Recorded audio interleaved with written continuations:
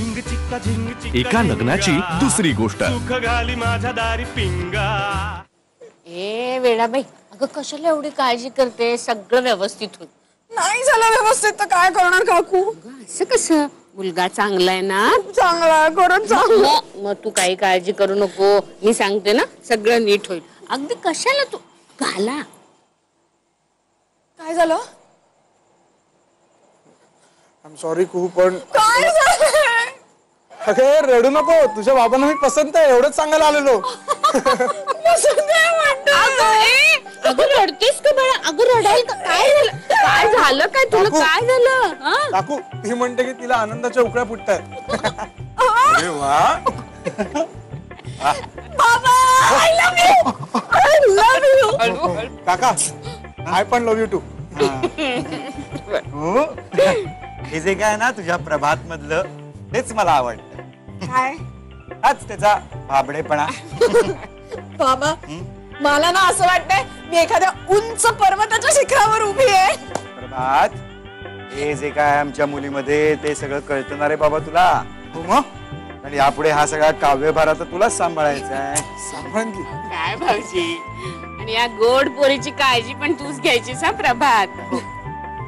खरं तर ना मला वाटतच नाही की आपली कू एवढी मोठी झाली आहे।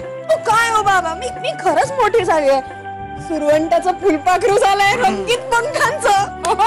आम्हाला दिसतायत ना पंख रंगीत एवढे मोठे। तू किती टेन्शन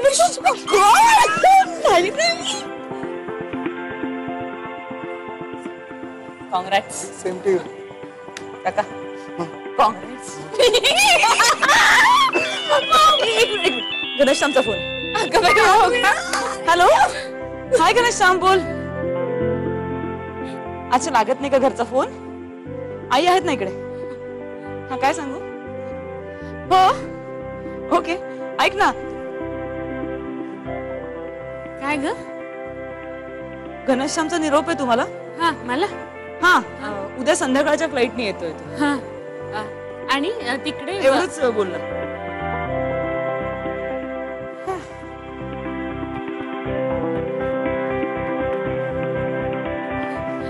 आल्या?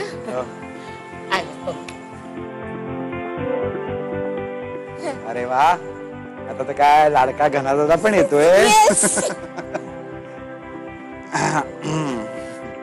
काय? हो, जातोय मी। It's okay.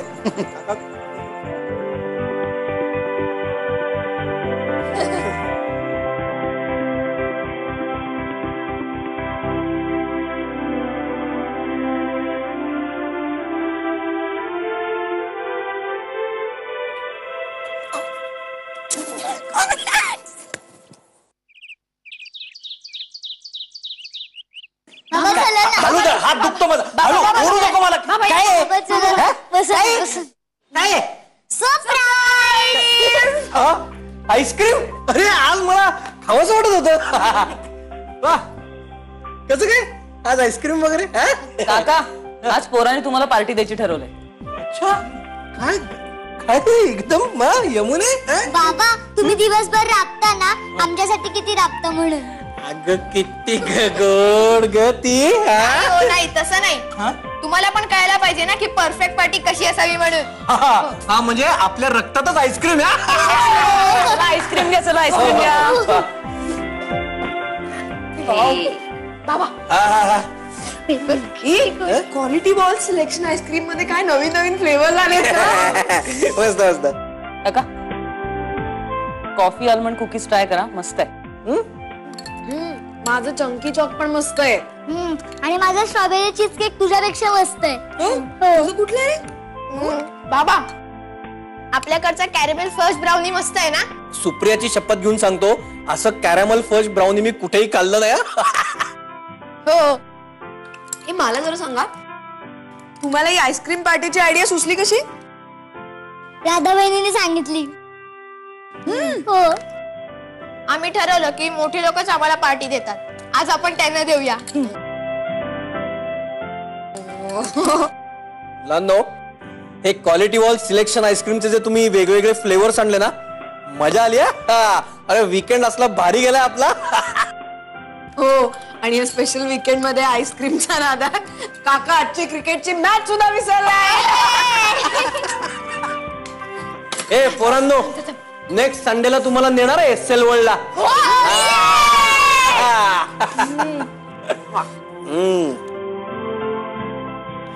बघू का वैनुडी तुझं? क्वालिटी वॉल्स सिलेक्शन आईस्क्रीम एकदम असतं. अगं तुला सांगते, आमरस म्हटला ना म्हणजे खरं तर आंबा म्हटला की घनाचा अगदी जीव की प्राण. लहान होता तेव्हा आंबा असा हातात घेऊन असा सोलून अख्खा खायचा आणि सगळं अंग भरभटून ठेवायचा.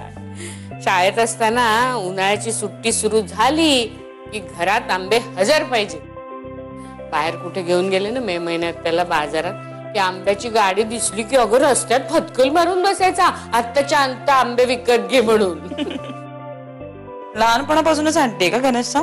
हो अजूनही तसाच हट्टी आहे काही बाबतीत. आई हे झालंय माझं करून टोमॅटोचं. मी आता रसाची तयारी करायला घेऊ का? अगं नको, आत्ता नको. घना यायच्या वेळेला काढू रस, होईल पटकन, मी करीन मदत. आई पण तो खरंच येणार आहे का जेवायला? तुम्ही बोललायत का त्याच्याशी? अगं तो जेवून आला ना तरी आमरस पुरी आहे म्हणल्यावर परत जेवायला बसेल तो. गणेशश्यामच्या बाबतीत ते शक्य आहे म्हणा. आई गणेशश्याम खरंच आमरसाबरोबर भात खातो का? तुला सांगितलं वाटतं त्यांनी. हो. अगं काय काय नवीन नवीन प्रयोग करून बघायची हौसच आहे त्याला. एकदा आमरसात कोल्ड्रिंक घातलं होतं त्यांनी. शी, कल्पना शक्तीतच फॉल्ट आहे त्याच्या. कल्पना शक्ती अफाट आहे त्याची. आई मी काय विचारते काय की मी जाऊ का गणेशश्यामला आणायला एअरपोर्टवर? हो चाकी, ते काय विचारणं झालं. किती दिवसांनी येतोय ना तो. आणि हो बाई, तो घरी आला ना की सगळे जण त्याला गराडा घालतील, मग तुम्हाला प्रायव्हसी मिळायची नाही. तुम्हालाही तुमचे खास क्षण हवेत ना. जा जा जरूर जा, फक्त येताना काही बाहेर खाऊन येऊ नका. होय.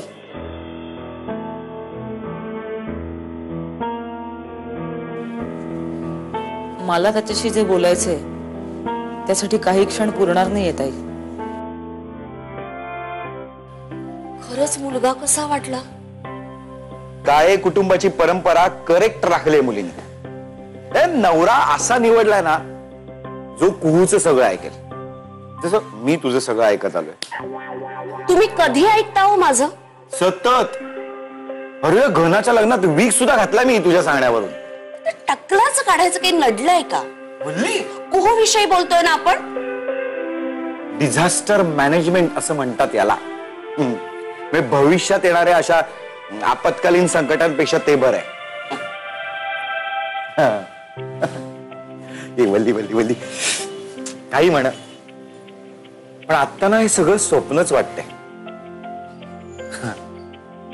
असं वाटतं ना की अशी आत्ता अशी धावत धावत येईल खूप आणि म्हणेल, ओ बाबा माझा शाळेतला डबा माझ्या मैत्रिणीने चपवला. शाळेत किती त्रास द्यायचे ना सगळे तिला. तिच्या रिबिनी सोडून ठेवायचे, बुटांच्या लेस बांधून ठेवायचे आणि वेडी यायची रडत रडत घरी. रडकीच होती ना तशी कुहू.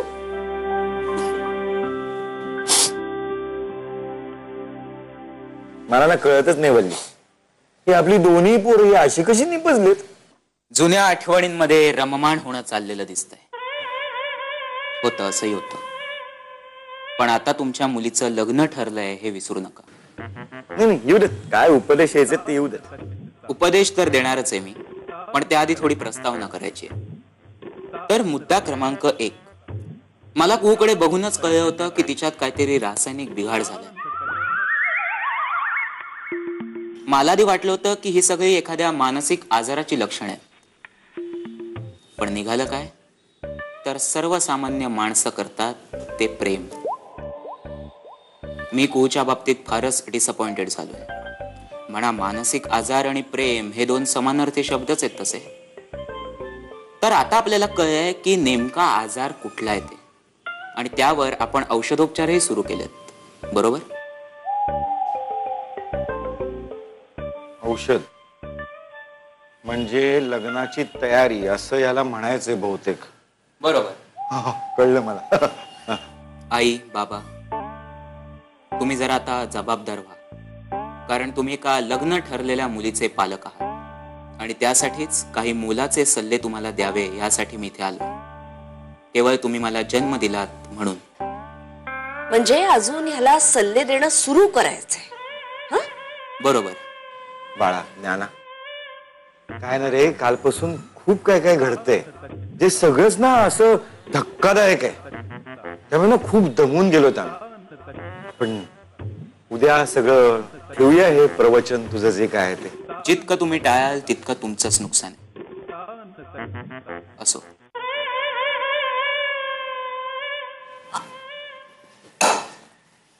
उल्का, कुहूचंही लग्न ठरलं ग बघता बघता.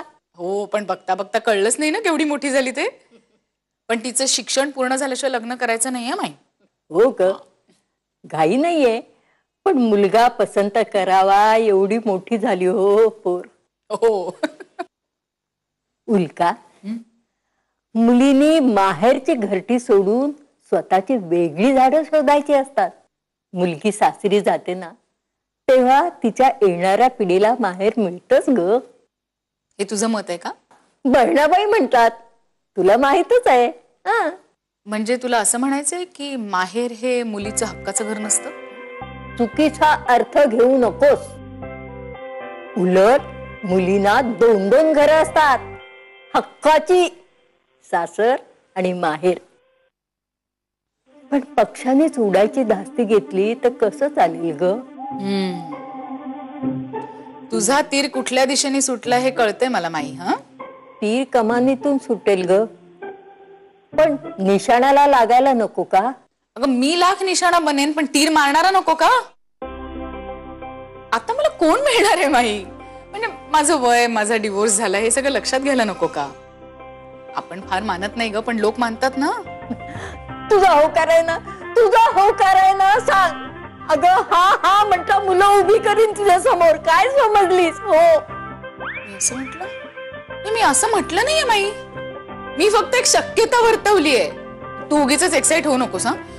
बरं चल, मी निघते, कारण मला पेपर करेक्शनला जायचंय. येऊ? ये. काय होईल का? फायनल ना? हो, आता लग्न जंगी.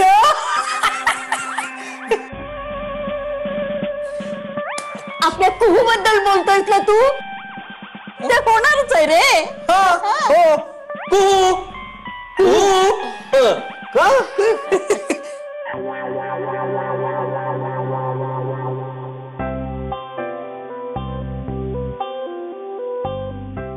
काय म्हणली का उल्का? काही नाही रे, उगीच विरोधासाठी विरोध करत होती. म्हणजे मला कसं वाटतं माहितीये का, की कुहूला जसा अजिबात कविता न समजणारा मुलगा मिळाला ना, म्हणजे असा तसा हिला ना अजिबात इंटेलेक्च्युअल नसलेला मुलगा मिळाला पाहिजे. म्हणजे असा रासवट. कसं असतं, ऑपोजिट पोल अट्रॅक्ट. नाही रे बाबा, उल्काच्या बाबतीत इतकं सोपं नाहीये ते. अरे ती काय 20 वर्षाची तरुणी आहे ती परिस्थिती स्वीकारायला. अरे वय वाढलं की सवयी दृढ होत जातात. कुठे काय ठेवायचं, किती वाजता काय करायचं, सगळंच. अरे नुसता पडद्याचा रंग बदलला ना तरी सुद्धा चालत नाही. म्हणूनच काळजी वाटते रे. शामराव आला का रे? अगं आता तू उल्कच. येईल येणार आहे. म्हणजे राधा गेले आणायला येईल.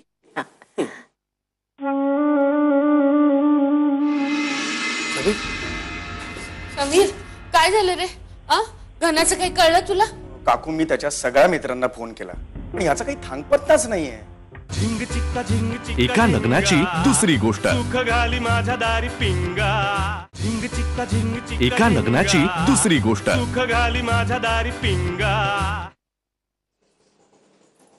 अगं बाई, अहो घना आला वाटतं. या. अगं उशीर झाला. बाबा, घना कुठे? आई घनश्याम आला नाहीये. नाही त्याची फ्लाईट आली पण घनश्याम आला नाहीये. कळलं, कोपऱ्यावरच उतरला ना. बघ बघ बघ बघ बघ. गणा, ए गणा. राधा, तू आता घनासारखं जोकिंग करू नकोस. आमच्या या वयामध्ये ना गंमत सुद्धा जीवाला घोर लावून जाते. नाही बाबा, मी गंमत नाही करत आहे. घनश्याम खरंच आला नाही. मी एअरपोर्टवर गेले होते, मी तिकडे चौकशी केली. ती फ्लाईट आली आहे पण घनश्यामने ती फ्लाईट बोर्ड केली नाही, म्हणजे हैदराबादलाच तो बसला नाहीये. मी दुसऱ्या फ्लाईटसाठी पण थांबले पण घनश्याम आला नाहीये. त्याचा फोन लागत नाहीये, त्याच्याशी काही कॉन्टॅक्ट होऊ शकत नाही आणि मला आता थोडंसं टेन्शन आलंय. असं काय हो, कुठे असेल घना? म्हणजे काय करूया आता आपण? हे बघ, एक शक्यता अशी त्याची फ्लाईट मिस झाली असेल किंवा फोन आउट ऑफ रेंज असेल. हे बघ, एवढं टेन्शन येणार का काही नाहीये. आपण एक काम करूया, त्याच्या मित्रांना फोन करून चौकशी करूया. मी त्या समीरला करू का फोन? मी त्या समीरला किंवा भूषणाला फोन करून बघते. माझ्याकडे नंबर्स आहेत, मी ट्राय करते. त्यांना फोन करून विचारते काही कळतंय का.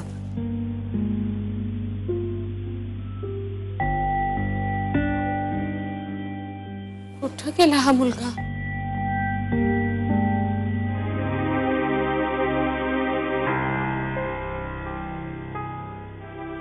नाही बाबा,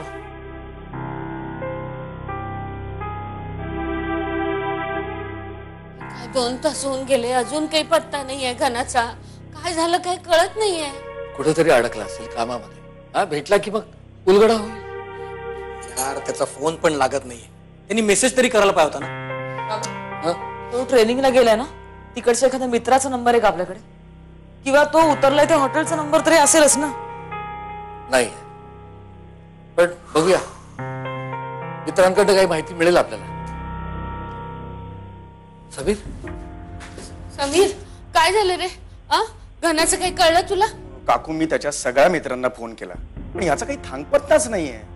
बरं, स्वतःचा फोन बंद करून बसलाय. आपल्या ऑफिस मधला वासू तो हैदराबादला गेलाय. ते दोघे एकत्र येणार होते पण हा आलाच नाही एअरपोर्टवर. शेवटी वाट बघून कंटाळून वासू परतला.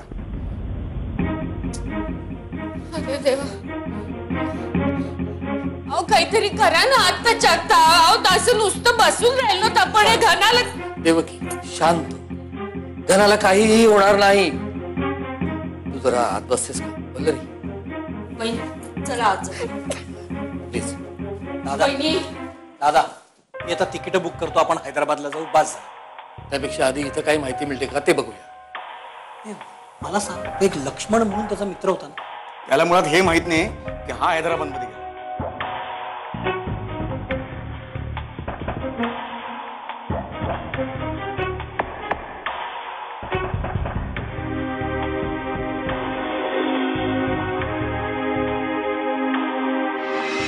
देवकी वहिनी, घनादादाचा फोन आलाय. खरंच?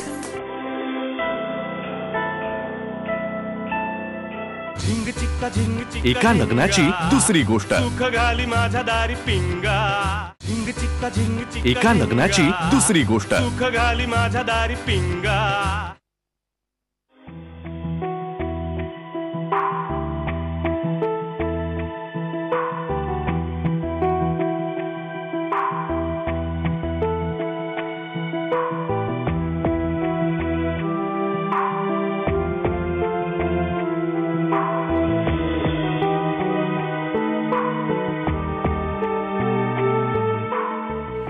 राजमणी सदा विजयते रामं रमेशं भजे.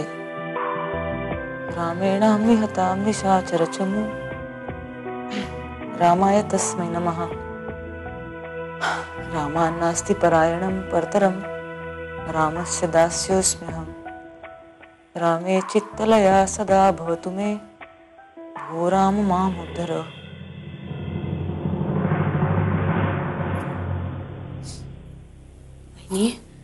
नका हो एवढं टेन्शन घेऊ. हा, कदाचित फोन हरवला असेल ना म्हणून कॉन्टॅक्ट करू शकत नसेल. मल्ली पण फोन हरवला म्हणून घरचा पत्ता कोणी हरवत नाही ना. घरचा आपला फोन नंबर नाही ना हरवत, तो लक्षात असतो की नाही. मग का नाही फोन केलाय त्यांनी घरी? दुसरीकडून कुठून तरी करू शकला असता. काय झालंय म्हणजे? सगळं मान्य आहे हो, पण असं खूप विचार केले ना की मग उलट सुलट डोक्यात येतं ना. म्हणून थोडा वेळ शांत राहा. आपण मी ठरवते ग खूप असं शांत राहायचं असं, पण हे विचार येतात जे मनात ते नाही ना थांबवता येत. म्हणजे असं वाटतं नुसतं विचार काहीतरी केलं पाहिजे आपण. काय म्हणली? मला वाटतं खरंच आपण हैदराबादला जाऊन बघूया का? म्हणजे देवकी वहिनी घनादादाचा फोन आलाय. खरंच घनाचा? हो राधा वहिनीच्या मोबाईलवर आलाय फोन. बघा मी तुम्हाला म्हणलं होतं की नाही सगळं व्यवस्थित असेल, नका टेन्शन घेऊ. काय म्हणतोय घना बघून येते. देवा पावलास रे.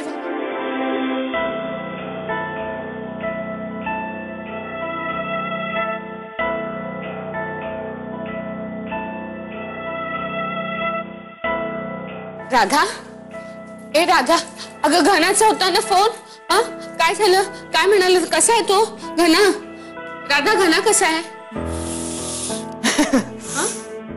घनश्याम बरा आहे. घनश्याम उत्तम आहे. घनश्यामला काहीही प्रॉब्लेम नाही आई. आपण उगाच काळजी करतो. अगं पण मग आला का नाही तो? काय झालंय? काय नेमकं काय झालंय?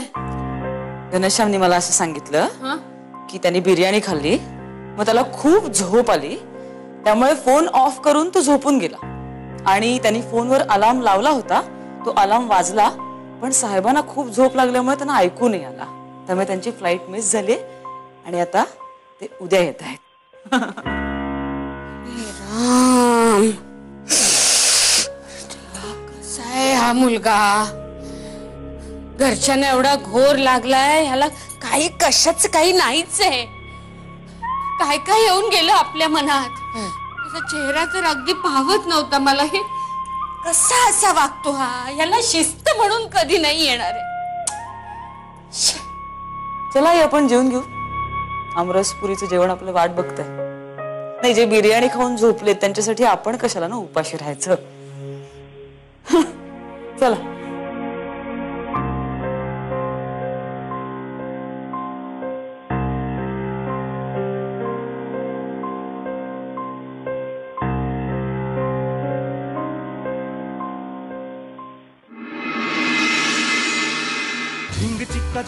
एका लग्नाची दुसरी गोष्ट. सुख घाली माझ्या दारी पिंगा.